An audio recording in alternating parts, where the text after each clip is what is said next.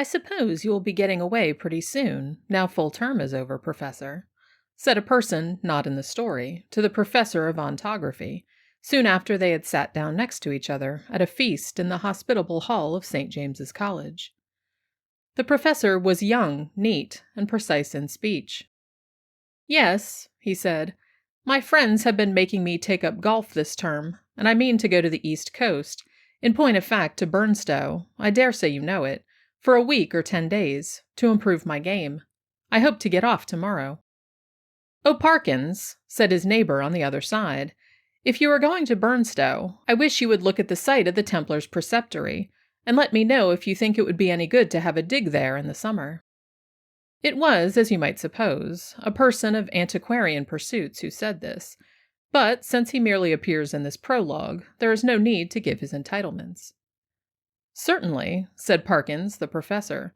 "If you will describe to me whereabouts the site is, I will do my best to give you an idea of the lie of the land when I get back, or I could write to you about it, if you would tell me where you are likely to be." "Don't trouble to do that, thanks. It's only that I'm thinking of taking my family in that direction in the long, and it occurred to me that, as very few of the English preceptories have ever been properly planned, I might have an opportunity of doing something useful on off days." The professor rather sniffed at the idea that planning out a preceptory could be described as useful. His neighbor continued, "The site, I doubt if there's anything showing above ground, must be down quite close to the beach now. The sea has encroached tremendously, as you know, all along that bit of coast. I should think, from the map, that it must be about 3/4 of a mile from the Globe Inn, at the north end of the town. Where are you going to stay?" "Well, at the Globe Inn, as a matter of fact," said Parkins. "I have engaged a room there.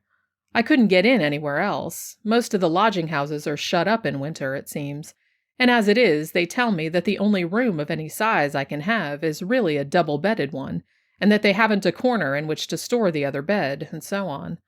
But I must have a fairly large room, for I'm taking some books down, and mean to do a bit of work, and though I don't quite fancy having an empty bed, not to speak of two, in what I may call for the time being my study, I suppose I can manage to rough it for the short time I shall be there." "Do you call having an extra bed in your room roughing it, Parkins?" said a bluff person opposite. "Look here, I shall come down and occupy it for a bit. It'll be company for you." The professor quivered, but managed to laugh in a courteous manner. "By all means, Rogers, there's nothing I should like better, but I'm afraid you would find it rather dull. You don't play golf, do you?" "No, thank heaven," said rude Mr. Rogers. "Well, you see, when I'm not writing, I shall most likely be out on the links, and that, as I say, would be rather dull for you, I'm afraid." "Oh, I don't know. There's certain to be somebody I know in the place. But of course, if you don't want me, speak the word, Parkins. I shan't be offended. Truth, as you always tell us, is never offensive." Parkins was, indeed, scrupulously polite and strictly truthful. It is to be feared that Mr. Rogers sometimes practiced upon his knowledge of these characteristics. In Parkins's breast there was a conflict now raging, which for a moment or two did not allow him to answer. That interval being over, he said, "Well, if you want the exact truth, Rogers, I was considering whether the room I speak of would really be large enough to accommodate us both comfortably, and also whether, mind, I shouldn't have said this if you hadn't pressed me, you would not constitute something in the nature of a hindrance to my work." Rogers laughed loudly. "Well done, Parkins," he said. "It's all right. I promise not to interrupt your work. Don't you disturb yourself about that. No, I won't come if you don't want me, but I thought I should do so nicely to keep the ghosts off." Here he might have been seen to wink and to nudge his next neighbor. Parkins might also have been seen to become pink. "I beg pardon, Parkins," Rogers continued. "I oughtn't to have said that. I forgot you didn't like levity on these topics." "Well," Parkins said, "as you have mentioned the matter, I freely own that I do not like careless talk about what you call ghosts. A man in my position," he went on, raising his voice a little, "cannot, I find, be too careful about appearing to sanction the current beliefs on such subjects. As you know, Rogers, or as you ought to know, for I think I have never concealed my views." "No, you certainly have not, old man," put in Rogers, sotto voce. I hold that any semblance, any appearance of concession to the view that such things might exist, is to me a renunciation of all that I hold most sacred. But I'm afraid I have not succeeded in securing your attention." "Your undivided attention was what Dr. Blimber actually said," Rogers interrupted, with every appearance of an earnest desire for accuracy. "But I beg your pardon, Parkins. I'm stopping you." "No, not at all," said Parkins. "I don't remember Blimber. Perhaps he was before my time. But I needn't go on. I'm sure you know what I mean." Yes, said Rogers, rather hastily. "Just so. We'll go into it fully at Burnstow, or somewhere." In repeating the above dialogue, I have tried to give the impression which it made on me, that Parkins was something of an old woman, rather hen-like, perhaps, in his little ways, totally destitute, alas, of the sense of humor, but at the same time dauntless and sincere in his convictions, and a man deserving of the greatest respect. Whether or not the reader has gathered so much, that was the character which Parkins had. On the following day, Parkins did, as he had hoped, succeed in getting away from his college, and in arriving at Burnstow. He was made welcome at the Globe Inn, was safely installed in the large double-bedded room of which we have heard, and was able, before retiring to rest, to arrange his materials for work in apple-pie order upon a commodious table which occupied the outer end of the room, and was surrounded on 3 sides by windows looking out seaward. That is to say, the central window looked straight out to sea, and those on the left and right commanding prospects along the shore to the north and south, respectively. On the south you saw the village of Burnstow. On the north no houses were to be seen, but only the beach and the low cliff backing it. Immediately in front was a strip, not considerable, of rough grass, dotted with old anchors, capstans, and so forth, then a broad path, then the beach. Whatever may have been the original distance between the Globe Inn and the sea, not more than 60 yards now separated them. The rest of the population of the inn was, of course, a golfing one, and included few elements that call for a special description. The most conspicuous figure was, perhaps, that of an ancient militaire, secretary of London Club, and possessed of a voice of incredible strength, and views of a pronouncedly Protestant type. These were apt to find utterance after his attendance upon the ministrations of the vicar, an estimable man with inclinations towards a picturesque ritual, which he gallantly kept down as far as he could, out of deference to East Anglian tradition.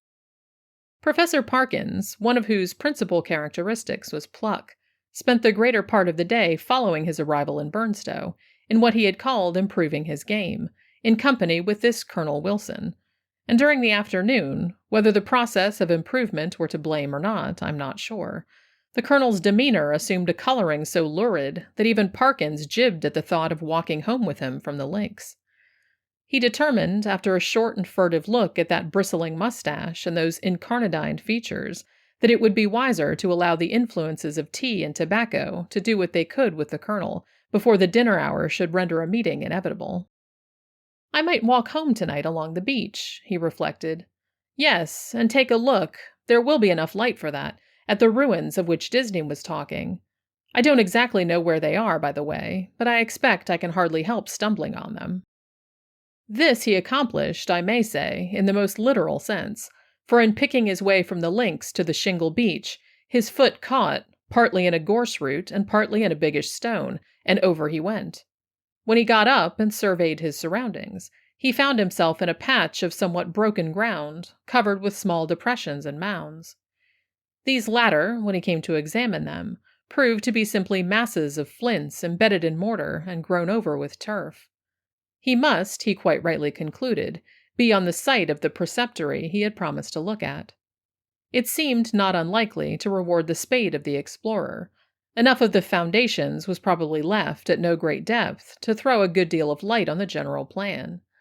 He remembered vaguely that the Templars, to whom this site had belonged, were in the habit of building round churches, and he thought a particular series of the humps or mounds near him did appear to be arranged in something of a circular form. Few people can resist the temptation to try a little amateur research in a department quite outside their own, if only for the satisfaction of showing how successful they would have been had they only taken it up seriously. Our professor, however, if he felt something of this mean desire, was also truly anxious to oblige Mr. Disney. So he paced with care the circular area he had noticed, and wrote down its rough dimensions in his pocketbook. Then he proceeded to examine an oblong eminence which lay east of the center of the circle, and seemed to his thinking likely to be the base of a platform or altar. At one end of it, the northern, a patch of the turf was gone, removed by some boy or other creature ferae naturae. It might, he thought, be as well to probe the soil here for evidences of masonry, and he took out his knife and began scraping away the earth. And now followed another little discovery. A portion of soil fell inward as he scraped, and disclosed a small cavity. He lighted one match after another to help him to see of what nature the hole was, but the wind was too strong for them all. By tapping and scratching the sides with his knife, however, he was able to make out that it must be an artificial hole in masonry. It was rectangular, and the sides, top and bottom, if not actually plastered, were smooth and regular. Of course it was empty. No. As he withdrew the knife, he heard a metallic clink, and when he introduced his hand, it met with a cylindrical object lying on the floor of the hole. Naturally enough, he picked it up, and when he brought it into the light, now fast fading, he could see that it, too, was of man's making, a metal tube about 4 inches long, and evidently of some considerable age. By the time Parkins had made sure that there was nothing else in this odd receptacle, it was too late and too dark for him to think of undertaking any further search. What he had done had proved so unexpectedly interesting that he determined to sacrifice a little more of the daylight on the morrow to archaeology. The object, which he now had safe in his pocket, was bound to be of some slight value at least, he felt sure. Bleak and solemn was the view on which he took a last look before starting homeward. A faint yellow light in the west showed the links, on which a few figures moving towards the clubhouse were still visible, the squat Martello Tower, the lights of Aldsey Village, the pale ribbon of sands intersected at intervals by black wooden groinings, the dim and murmuring sea. The wind was bitter from the north, but was at his back when he set out for the globe. He quickly rattled and clashed through the shingle and gained the sand, upon which, but for the groinings which had to be got over every few yards, the going was both good and quiet. One last look behind, to measure the distance he had made since leaving the ruined Templars' church, showed him a prospect of company on his walk, in the shape of a rather indistinct personage in the distance, who seemed to be making great efforts to catch up with him, but made little, if any, progress. I mean that there was an appearance of running about his movements, but that the distance between him and Parkins did not seem materially to lessen. So, at least, Parkins thought, and decided that he almost certainly did not know him, and that it would be absurd to wait until he came up. For all that, company, he began to think, would really be very welcome on that lonely shore, if only you could choose your companion. In his unenlightened days, he had read of meetings in such places which even now would hardly bear thinking of. He went on thinking of them, however, until he reached home, and particularly of one which catches most people's fancy at some time of their childhood. Now I saw in my dream that Christian had gone but a very little way, when he saw a foul fiend coming over the field to meet him. What should I do now, he thought, if I looked back and caught sight of a black figure sharply defined against the yellow sky, and saw that it had horns and wings? I wonder whether I should stand or run for it. Luckily, the gentleman behind is not of that kind, and he seems to be about as far off now as when I saw him first. Well, at this rate he won't get his dinner as soon as I shall, and dear me, it's within 1/4 of an hour of the time now. I must run. Parkins had, in fact, very little time for dressing. When he met the colonel at dinner, peace, or as much of her as that gentleman could manage, reigned once more in the military bosom, nor was she put to flight in the hours of bridge that followed dinner, for Parkins was a more than respectable player. When, therefore, he retired towards 12 o'clock, he felt that he had spent his evening in quite a satisfactory way, and that even for so long as a fortnight or 3 weeks, life at the Globe would be supportable under similar conditions, especially, thought he, if I go on improving my game. As he went along the passages, he met the boots of the Globe, who stopped and said, "Beg your pardon, sir, but as I was a-brushing your coat just now, there was something fell out of the pocket. I put it on your chest of drawers, sir, in your room, sir. A piece of a pipe or something of that, sir. Thank you, sir. You'll find it on your chest of drawers, sir. Yes, sir. Good night, sir." The speech served to remind Parkins of his little discovery of that afternoon. It was with some considerable curiosity that he turned it over by the light of his candles. It was of bronze, he now saw, and was shaped very much after the manner of the modern dog whistle. In fact, it was, yes, certainly it was, actually no more nor less than a whistle. He put it to his lips, but it was quite full of a fine caked-up sand or earth, which would not yield to knocking, but must be loosened with a knife. Tidy as ever in his habits, Parkins cleared out the earth onto a piece of paper, and took the latter to the window to empty it out. The night was clear and bright, as he saw when he had opened the casement, and he stopped for an instant to look at the sea, and note a belated wanderer stationed on the shore in front of the inn. Then he shut the window, a little surprised at the late hours people kept at Burnstow, and took his whistle to the light again. Why, surely there were marks on it, and not merely marks, but letters. A very little rubbing rendered the deeply cut inscription quite legible, but the professor had to confess, after some earnest thought, that the meaning of it was as obscure to him as the writing on the wall to Belshazzar. There were legends both on the front and on the back of the whistle. The one read thus: Fur, Fla, Flay, Bis. The other, Quis, Est, Ista, Qui, Venit. I ought to be able to make it out, he thought, but I suppose I am a little rusty in my Latin. When I come to think of it, I don't believe I even know the word for a whistle. The long one does seem simple enough. It ought to mean, who is this who is coming? Well, the best way to find out is evidently to whistle for him. He blew tentatively and stopped suddenly, startled and yet pleased at the note he had elicited.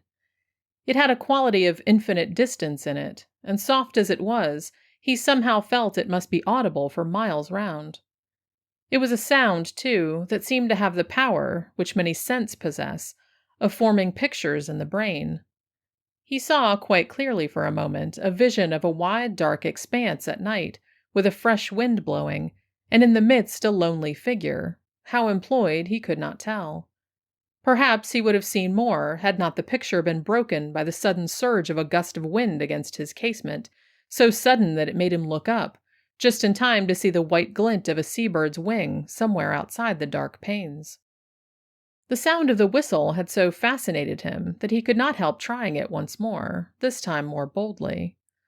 The note was little, if at all, louder than before, and repetition broke the illusion. No picture followed, as he had half hoped it might. But what is this? Goodness, what force the wind can get up in a few minutes! What a tremendous gust! There, I knew that window fastening was no use. Ah, I thought so. Both candles out. It's enough to tear the room to pieces. The first thing was to get the window shut. While you might count 20, Parkins was struggling with the small casement, and felt almost as if he were pushing back a sturdy burglar, so strong was the pressure. It slackened at once, and the window banged to and latched itself. Now to relight the candles and see what damage, if any, had been done. No, nothing seemed amiss. No glass, even, was broken in the casement. But the noise had evidently roused at least one member of the household. The colonel was to be heard stumping in his stockinged feet on the floor above, and growling. Quickly as it had risen, the wind did not fall at once. On it went, moaning and rushing past the house, at times rising to a cry so desolate that, as Parkins disinterestedly said, it might have made fanciful people feel quite uncomfortable. Even the unimaginative, he thought after a quarter of an hour, might be happier without it. Whether it was the wind, or the excitement of golf, or of the researches in the preceptory that kept Parkins awake, he was not sure. Awake he remained in any case, long enough to fancy, as I am afraid I often do myself under such conditions, that he was a victim of all manner of fatal disorders. He would lie counting the beats of his heart, convinced that it was going to stop work every moment, and would entertain grave suspicions of his lungs, brain, liver, etc., suspicions which he was sure would be dispelled by the return of daylight, but which until then refused to be put aside. He found a little vicarious comfort in the idea that someone else was in the same boat. A near neighbor, in the darkness it was not easy to tell his direction, was tossing and rustling in his bed too. The next stage was that Parkins shut his eyes and determined to give sleep every chance. Here again, overexcitement asserted itself in another form, that of making pictures. Experto crede pictures do come to the closed eyes of one trying to sleep, and often his pictures are so little to his taste that he must open his eyes and disperse the images. Parkins's experience on this occasion was a very distressing one. He found that the picture which presented itself to him was continuous. When he opened his eyes, of course, it went, but when he shut them once more it framed itself afresh, and acted itself out again, neither quicker nor slower than before. What he saw was this. A long stretch of shore, shingle-edged by sand, and intersected at short intervals with black groins running down to the water, a scene, in fact, so like that of his afternoon's walk, that in the absence of any landmark, it could not be distinguished therefrom. The light was obscure, conveying an impression of gathering storm, late winter evening, and slight cold rain. On this bleak stage, at first, no actor was visible. Then, in the distance, a bobbing black object appeared. A moment more, and it was a man running, jumping, clambering over the groins, and every few seconds looking eagerly back. The nearer he came, the more obvious it was that he was not only anxious, but even terribly frightened, though his face was not to be distinguished. He was, moreover, almost at the end of his strength. On he came. Each successive obstacle seemed to cause him more difficulty than the last. Will he get over this next one? Thought Parkins. It seems a little higher than the others. Yes, half climbing, half throwing himself, he did get over, and fell all in a heap on the other side, the side nearest to the spectator. There, as if really unable to get up again, he remained crouching under the groin, looking up in an attitude of painful anxiety. So far, no cause whatever for the fear of the runner had been shown, but now there began to be seen, far up the shore, a little flicker of something light-colored, moving to and fro, with great swiftness and irregularity. Rapidly growing larger, it too declared itself as a figure in pale, fluttering draperies, ill-defined. There was something about its motion which made Parkins very unwilling to see it at close quarters. It would stop, raise arms, bow itself toward the sand, then run stooping across the beach to the water edge and back again, and then, rising upright, once more continue its course forward at a speed that was startling and terrifying. The moment came when the pursuer was hovering about from left to right, only a few yards beyond the groin where the runner lay in hiding. After 2 or 3 ineffectual castings hither and thither, it came to a stop, stood upright, with arms raised high, and then darted straight forward towards the groin. It was at this point that Parkins always failed in his resolution to keep his eyes shut. With many misgivings as to incipient failure of eyesight, overworked brain, excessive smoking, and so on, he finally resigned himself to light his candle, get out a book, and pass the night waking, rather than be tormented by this persistent panorama, which he saw clearly enough could only be a morbid reflection of his walk and his thoughts on that very day. The scraping of match on box and the glare of light must have startled some creature of the night, rats or what not, which he heard scurry across the floor from the side of his bed with much rustling. Dear, dear, the match is out. Fool that it is. But the second one burnt better, and a candle and a book were duly procured, over which Parkins pored till sleep of a wholesome kind came upon him, and that in no long space. For about the first time in his orderly and prudent life, he forgot to blow out the candle, and when he was called next morning at 8, there was still a flicker in the socket and a sad mess of guttered grease on the top of the little table. After breakfast, he was in his room, putting the finishing touches to his golfing costume. Fortune had again allotted the colonel to him for a partner, when one of the maids came in. "Oh, if you please," she said, "would you like any extra blankets on your bed, sir?" "Ah, thank you," said Parkins. "Yes, I think I should like one. It seems likely to turn rather colder." In a very short time the maid was back with the blanket. "Which bed should I put it on, sir?" she asked. "What? Why, that one. The one I slept in last night, he said, pointing to it. Oh, yes. I beg your pardon, sir, but you seem to have tried both of 'em. Leastways, we had to make 'em both up this morning. Really? How very absurd, said Parkins. I certainly never touched the other, except to lay some things on it. Did it actually seem to have been slept in? Oh, yes, sir, said the maid. Why, all the things was crumpled and throwed about all ways, if you'll excuse me, sir. Quite as if anyone hadn't passed but a very poor night, sir. Dear me, said Parkins. Well, I may have disordered it more than I thought when I unpacked my things. I'm very sorry to have given you the extra trouble, I'm sure. I expect a friend of mine soon, by the way, a gentleman from Cambridge, to come and occupy it for a night or two. That will be all right, I suppose, won't it? Oh, yes, to be sure, sir. Thank you, sir. It's no trouble, I'm sure, said the maid, and departed to giggle with her colleagues. Parkins set forth, with a stern determination to improve his game. I am glad to be able to report that he succeeded so far in this enterprise that the colonel, who had been rather repining at the prospect of a second day's play in his company, became quite chatty as the morning advanced, and his voice boomed out over the flats, as certain also of our own minor poets have said, like some great bourdon in a minster tower. Extraordinary wind that we had last night, he said. In my old home we should have said someone had been whistling for it. Should you indeed? Said Parkins. Is there a superstition of that kind still current in your part of the country? I don't know about superstition, said the colonel. They believe in it all over Denmark and Norway, as well as on the Yorkshire coast. And my experience is, mind you, that there's generally something at the bottom of what these country folk hold to, and have held to for generations. But it's your drive, or whatever it might have been. The golfing reader will have to imagine appropriate digressions at the proper intervals. When conversation was resumed, Parkins said, with a slight hesitancy, Apropos of what you were saying just now, Colonel, I think I ought to tell you that my own views on such subjects are very strong. I am, in fact, a convinced disbeliever in what is called the supernatural. What? Said the colonel. Do you mean to tell me you don't believe in second sight or ghosts or anything of that kind? In nothing whatever of that kind, returned Parkins firmly. Well, said the colonel, but it appears to me at that rate, sir, that you must be little better than a Sadducee.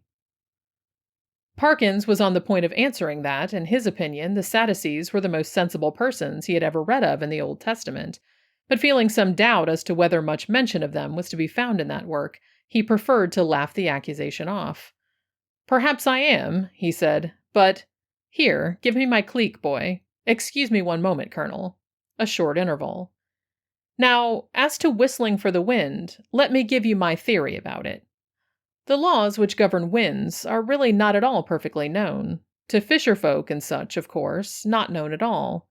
A man or woman of eccentric habits, perhaps, or a stranger, is seen repeatedly on the beach at some unusual hour and is heard whistling. Soon afterwards, a violent wind rises. A man who could read the sky perfectly, or who possessed a barometer, could have foretold that it would. The simple people of a fishing village have no barometers, and only a few rough rules for prophesying weather. What more natural than that the eccentric personage I postulated should be regarded as having raised the wind, or that he or she should clutch eagerly at the reputation of being able to do so? Now, take last night's wind. As it happens, I myself was whistling. I blew a whistle twice, and the wind seemed to come absolutely in answer to my call. If anyone had seen me— The audience had been a little restive under this harangue, and Parkins had, I fear, fallen somewhat into the tone of a lecturer. But at the last sentence the colonel stopped. Whistling, were you? He said. And what sort of whistle did you use? Play this stroke first. Interval. About that whistle you were asking, Colonel, it's rather a curious one. I have it in my— No, I see I've left it in my room. As a matter of fact, I found it yesterday. And then Parkins narrated the manner of his discovery of the whistle, upon hearing which the colonel grunted and opined that, in Parkinson's place, he should himself be careful about using a thing that had belonged to a set of papists, of whom, speaking generally, it might be affirmed that you never knew what they might not have been up to. From this topic he diverged to the enormities of the vicar, who had given notice on the previous Sunday that Friday would be the feast of St. Thomas the Apostle, and that there would be a service at 11 o'clock in the church. This and other similar proceedings constituted, in the colonel's view, a strong presumption that the vicar was a concealed papist, if not a Jesuit, and Parkins, who could not very readily follow the colonel in this region, did not disagree with him. In fact, they got on so well together in the morning that there was no talk on either side of their separating after lunch. Both continued to play well during the afternoon, or at least well enough to make them forget everything else until the light began to fail them. Not until then did Parkins remember that he had meant to do some more investigating at the preceptory, but it was of no great importance, he reflected. One day was as good as another. He might as well go home with the colonel. As they turned the corner of the house, the colonel was almost knocked down by a boy who rushed into him at the very top of his speed, and then, instead of running away, remained hanging onto him and panting. The first words of the warrior were naturally those of reproof and objurgation, but he very quickly discerned that the boy was almost speechless with fright. Inquiries were useless at first. When the boy got his breath, he began to howl, and still clung to the colonel's legs. He was at last detached, but continued to howl. "What in the world is the matter with you? What have you been up to? What have you seen?" said the two men. "I've seen it wave at me out of the window," wailed the boy, "and I don't like it." "What window?" said the irritated colonel. "Come, pull yourself together, my boy." "The front window it was, at the hotel," said the boy. At this point, Parkins was in favor of sending the boy home, but the colonel refused. He wanted to get to the bottom of it, he said. It was most dangerous to give a boy such a fright as this one had had, and if it turned out that people had been playing jokes, they should suffer for it in some way. And by a series of questions, he made out this story. The boy had been playing about on the grass in front of the globe with some others. Then they had gone home to their teas, and he was just going, when he happened to look up at the front window and see it waving at him. It seemed to be a figure of some sort, in white as far as he knew. Couldn't see its face, but it waved at him, and it wasn't a right thing, not to say not a right person. Was there a light in the room? No, he didn't think to look if there was a light. Which was the window? Was it the top one or the second one? The second one it was, the big window that has two little ones at the sides. "Very well, my boy," said the colonel after a few more questions. "You run away home now. I expect it was some person trying to give you a start. Another time, like a brave English boy, you just throw a stone. Well, no, not that exactly, but you go and speak to the waiter or to Mr. Simpson, the landlord, and say that I advise you to do so." The boy's face expressed some of the doubt he felt as to the likelihood of Mr. Simpson's lending a favorable ear to his complaint, but the colonel did not appear to perceive this, and went on, "And here's a sixpence. No, I see it's a shilling, and you be off home, and don't think any more about it."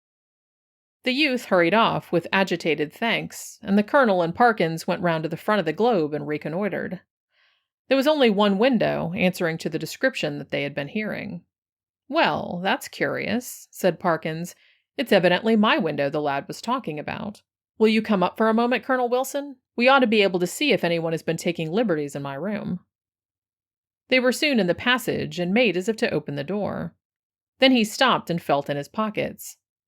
"This is more serious than I thought," was his next remark. "I remember now that before I started this morning I locked the door. It is locked now, and what is more, here's the key." And he held it up.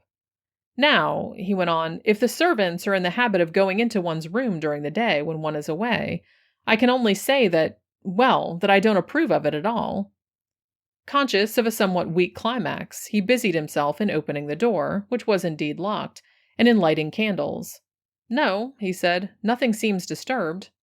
"Except your bed," put in the colonel. "Excuse me, that isn't my bed," said Parkins. "I don't use that one. But it does look as if someone had been playing tricks with it." It certainly did. The clothes were bundled up and twisted together in a most tortuous fashion. Parkins pondered. "That must be it," he said at last. "I disordered the clothes last night in unpacking, and they haven't made it since. Perhaps they came in to make it, and that boy saw them through the window, and then they were called away and locked the door after them. Yes, I think that must be it." "Well, ring and ask," said the colonel, and this appealed to Parkins as practical. The maid appeared, and to make a long story short, deposed that she had made the bed in the morning when the gentleman was in the room, and hadn't been there since. No, she hadn't no other key. Mr. Simpson, he kept the keys. He'd be able to tell the gentleman if anyone had been up.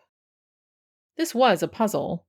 Investigation showed that nothing of value had been taken, and Parkins remembered the disposition of the small objects on tables and so forth well enough to be pretty sure that no pranks had been played with them. Mr. and Mrs. Simpson, furthermore, agreed that neither of them had given the duplicate key of the room to any person whatever during the day. Nor could Parkins, fair-minded man as he was, detect anything in the demeanor of master, mistress, or maid that indicated guilt. He was much more inclined to think that the boy had been imposing on the colonel. The latter was unwontedly silent and pensive at dinner and throughout the evening. When he bade good night to Parkins, he murmured in a gruff undertone, "You know where I am, if you want me during the night." "Why, yes, thank you, Colonel Wilson, I think I do, but there isn't much prospect of my disturbing you, I hope. By the way," he added, "did I show you that old whistle I spoke of? I think not. Well, here it is." The colonel turned it over gingerly in the light of the candle. "Can you make anything of the inscription?" asked Parkins as he took it back. "No, not in this light. What do you mean to do with it?" "Oh, well, when I get back to Cambridge, I shall submit it to some of the archaeologists there and see what they think of it, and very likely, if they consider it worth having, I may present it to one of the museums." Said the colonel. "Well, you may be right. All I know is that if it were mine, I should chuck it straight into the sea. It's no use talking, I'm well aware, but I expect that with you it's a case of live and learn. I hope so, I'm sure, and I wish you a good night." He turned away, leaving Parkins in act to speak at the bottom of the stair, and soon each was in his own bedroom. By some unfortunate accident, there were neither blinds nor curtains to the windows of the professor's room. The previous night he had thought little of this, but tonight there seemed every prospect of a bright moon rising to shine directly on his bed, and probably wake him later on.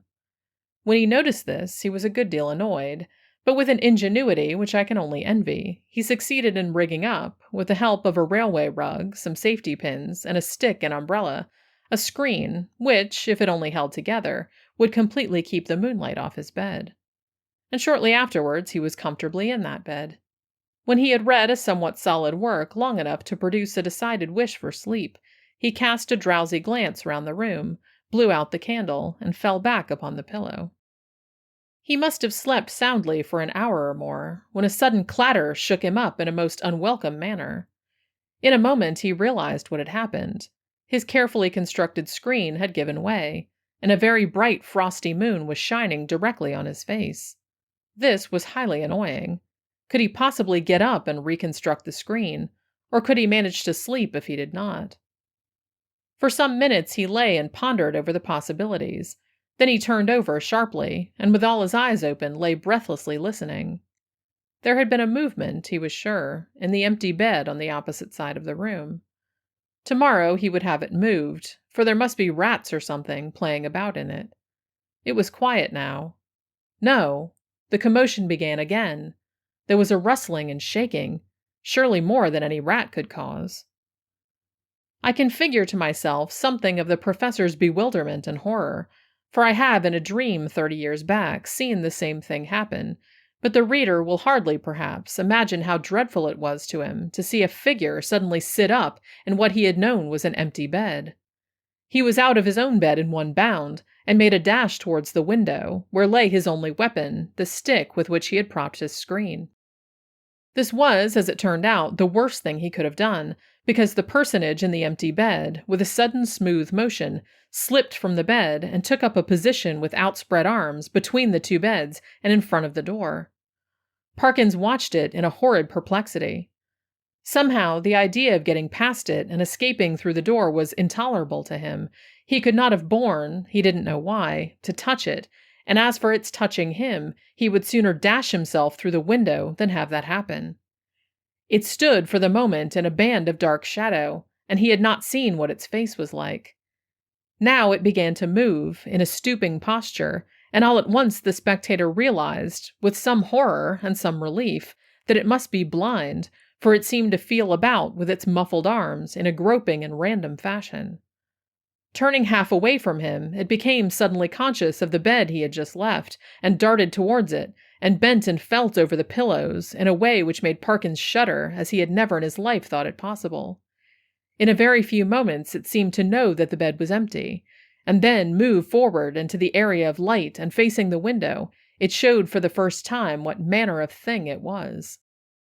Parkins, who very much dislikes being questioned about it, did once describe something of it in my hearing, and I gathered that what he chiefly remembers about it is an intensely horrible face of crumpled linen.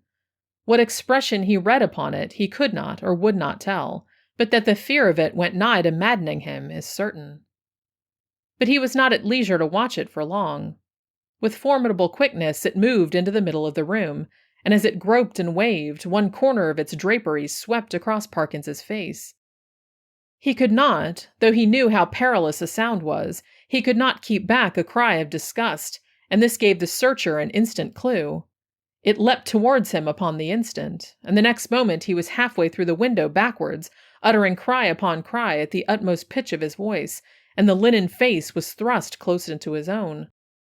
At this, almost the last possible second, deliverance came. As you will have guessed, the colonel burst the door open, and was just in time to see the dreadful group at the window. When he reached the figures, only one was left. Parkins sank forward into the room in a faint, and before him on the floor lay a tumbled heap of bedclothes. Colonel Wilson asked no questions, but busied himself keeping everyone else out of the room, and in getting Parkins back to his bed, and himself, wrapped in a rug, occupied the other bed for the rest of the night. Early on the next day, Rogers arrived, more welcome than he would have been a day before, and the three of them held a very long consultation in the professor's room. At the end of it, the colonel left the hotel door, carrying a small object between his finger and thumb, which he cast as far into the sea as a very brawny arm could send it. Later on, the smoke of a burning ascended from the back premises of the Globe. Exactly what explanation was patched up for the staff and visitors at the hotel, I must confess I do not recollect. The professor was somehow cleared of the ready suspicion of delirium tremens, and the hotel of the reputation of a troubled house. There is not much question as to what would have happened to Parkins if the colonel had not intervened when he did. He would either have fallen out of the window, or else lost his wits. But it is not so evident what more the creature that came in to answer to the whistle could have done than frighten. There seemed to be absolutely nothing material about it, save the bedclothes of which it had made itself a body. The colonel, who remembered a not very dissimilar occurrence in India, was of the opinion that if Parkins had closed with it, it could really have done very little, and that its one power was that of frightening. The whole thing, he said, served to confirm his opinion of the Church of Rome. There is really nothing more to tell, but as you may imagine, the professor's views on certain points are less clear-cut than they used to be. His nerves, too, have suffered. He cannot, even now, see a surplice hanging on a door quite unmoved, and the spectacle of a scarecrow in a field late on a winter afternoon has cost him more than one sleepless night.